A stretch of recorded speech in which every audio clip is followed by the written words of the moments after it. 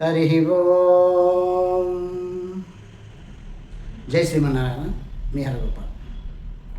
మొన్న ఇటీవల పూజా మందిరంలో నేను జపం చేసుకున్నాను. జపానంతరం మా మనవరాలు ఖ్యాతి కృష్ణ దేవాంశి, మా మనవడు షణ్ముఖ వచ్చారు. వచ్చి తాతయ్య ఇది ఏంటి అన్నారు. దీన్ని జపమాల అంటారమ్మా అంటే, అయితే కౌంట్ చేసుకుంటాం ఏంటి అని. అవును, నేను నామాన్ని కౌంట్ చేసుకుంటున్నాను. ఎన్ని కౌంట్ చేస్తావు? 108 కౌంట్ చేస్తానమ్మా అని అంటే, ఇందులో 108 ఉంటాయా అన్నాడు. అవునమ్మా, 108 ఉంటాయి. అయితే 100 ఉండవా, 90 ఉండవా అని ప్రశ్నలు వరుస గుర్తించారు. అలా ఉండవమ్మా. ఏ జపమాల తీసుకున్నా కానీ, అది గంధపు మాల కానీ, అది తామర పూసల మాల కానీ, అది రుద్రాక్ష మాల కానీ, చందనం మాల కానీ, తులసి మాల కానీ, ఈ మధ్య వచ్చేటటువంటి కలుంగలి మాల కానీ, ఏ మాల తీసుకున్నా 108 పూసలే ఉంటాయమ్మా అంటే, అవునా, 108 ఎందుకు అని అంటే, అప్పుడు వాళ్ళకి చిన్న వివరణ చెప్పుకుంటూ వచ్చాను. ఏమంటే, 1 నుంచి 8 వరకు మొత్తం కూడమని చెప్పాను. కూడితే 9 అన్న. అయితే 108ని కూడమన్నాను. 1 + 8 9 అన్నారు.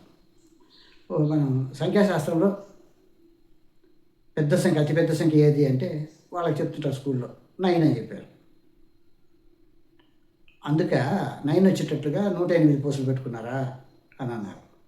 వాళ్ళకి కొంచెం ఇంట్రెస్ట్ కలగాలని, దైవభక్తి కలగాలని, ఇంకా కొంచెం ప్రయాణం జరగాలని వాళ్ళకు ఒక వేళ్ళ మీద క్యాలిక్యులేట్ చేసి పెట్టా. 9 మంది తెలుసా అని అన్నారు. తెలుసు అన్నారు. సరే, నేను తెలుగులో చెప్తున్నాను. 9 ఒకట్ల 9, 9 రెండుల 18 అంటే 1 8, 9 3 27, 9 4 36, 9 5 45, 9 6 54, 9 7 63, 9 8 72, 9 9 81, 9 10 90. అరే, ఇది భలే ఉంది, 9 మంది ఇటు కూడా చేయొచ్చా అన్నట్టు చెప్పారు. అవునమ్మా, 9 అనే సంఖ్య మన భారతదేశంలో అతి ముఖ్యమైన సంఖ్యగా పేర్కొన్నారు. సంఖ్యాశాస్త్రంలో కూడా అది పెద్ద సంఖ్యగా ఉంది అని చెప్పుకుంటూ మనం తెలుసుకుంటాం. ఈరోజు వాళ్ళకి చెప్పిన విషయాలు మీకు కూడా చెప్తున్నా. ఈ 9 అనే సంఖ్య మనం జనరల్గా మా కార్డ్ నెంబర్ ఇప్పుడు చూడమని చెప్పి కౌంట్ చేయమని చెప్పాను. మళ్ళీ బయట వచ్చినప్పుడు 9 ఉంది అన్నారు. మరి ఫోన్ నెంబర్ కౌంట్ చేయమన్నారు, 9 ఉంది అన్నారు. అరే, ఇదంతా చాలా బాగుంది, 9కి ఇంత ప్రాధాన్యత ఉంది అని వాళ్ళ ఆశ్చర్యం.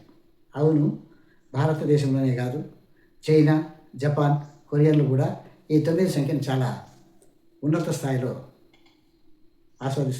ఇచ్చేస్తారు, తీసుకుంటారు, ప్రామాణికంగా తీసుకుంటారు అని చెప్పుకొచ్చాను. అయితే ఈ 9 సంఖ్య దేనికి ప్రాధాన్యత అని అంటే, నవగ్రహాలు 9, రామాయణము 18 కాండాలు, అలాగే భారతం 18 పర్వాలు, భాగవతం 18 స్కందాలు, భగవద్గీత 18 అధ్యాయాలు. అంటే 18 అంటే 1 + 1, 1 + 8 = 9 అయింది. అలాగే విష్ణు సహస్రనామంలో 108 శ్లోకాలు.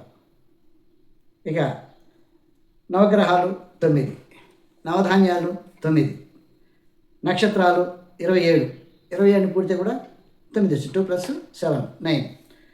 నక్షత్రాల పాదాలు, ఒక్కొక్క నక్షత్రానికి 4 పాదాలు, మొదటి పాదం, రెండో పాదం, మూడో పాదం, 4వ పాదం. నక్షత్రాల పాదాలు ఇది కూడితే కూడా 108 వస్తుంది. అలాగే మనం జన్మించినప్పుడు మానవ గర్భం 9 నెలలు మోస్తుంది తల్లి. అలాగే మనిషికి నవరంధ్రాలు. అలాగే తీసుకుంటే దైవ ప్రామాణికంగా తీసుకుంటే వసంత నవరాత్రులని, శరన్నవరాత్రులని, అలాగే గణపతి నవరాత్రులని ఆ విధంగా పూజలు చేస్తాం. ఇక అలాగే తీసుకుంటే నవవిధ గణపతి, నవనారసింహ, నవదుర్గ,